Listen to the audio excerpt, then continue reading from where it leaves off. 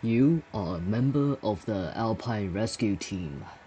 You must project a box of supplies up an incline of constant slope, alpha, so that it reaches the stratosphere which is a vertical distance h above the bottom of the incline.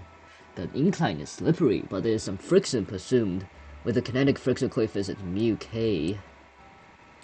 Use the work energy theorem to calculate the minimum speed you must give the box at the bottom of the incline so that it will reach the skier. Express your answer in terms of g, h, mu, and alpha. So let's draw this real quick. So incline of h. And we were given that this angle will be alpha. And we are pushing a something up the incline, right? The box up the incline. So first, this is an energy conservation problem. So let's consider the energy initially. So initially, the energy would only be the kinetic energy, which is given by 1/2 mv squared. That is the initial energy. K E I, which equals to the total initial energy. And then let's consider the energy after it went up the slope. So first, obviously, there will be a gravitational potential energy, mgh. But there's also something else. Notice how there is friction on the incline. See, there's friction. So friction does work on the block as it goes up. And let's draw this real quick. So in this scenario, the box is going up the incline, so its displacement vector is this way. However, the force of friction is opposing its movement, so the friction force will be this way. And as you can see, since these vectors are opposite, that must mean that the work done by friction is negative. So here we have mgh minus the work done by friction. And what is the work done by friction? Well, force multiplied distance is equal to work.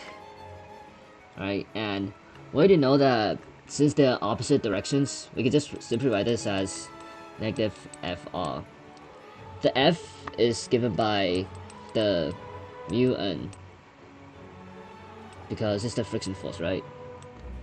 Let me just write it here, the friction force is given by mu n. And we already know that n equals to mg cosine theta, so we write mg cosine alpha. That's not alpha. Cosine alpha, because this is alpha right here. And how do we get r? So r is the total distance traveled by the block, because friction is a non-conservative force, so we have to consider distance. And so that means we have to get the length of which it climbs. And we can do that by using trigonometry, so let's say sine alpha equals to h over r.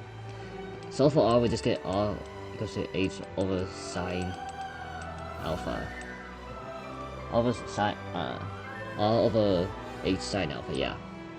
And we can just plug it back in here, so this will give us that the work done by the friction force would be mu mg cosine alpha times the h over sine alpha, if I remember correctly, which can be simplified down into mu mg h cot alpha. And then we can bring it back over here. So let's write our final energy conservation equation. Over 2 v squared equals to mgh minus, let's just bring this Yoink. Let's just bring this over here, shall we?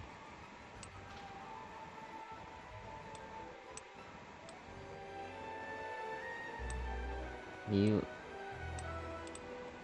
Holy crap, this sucks.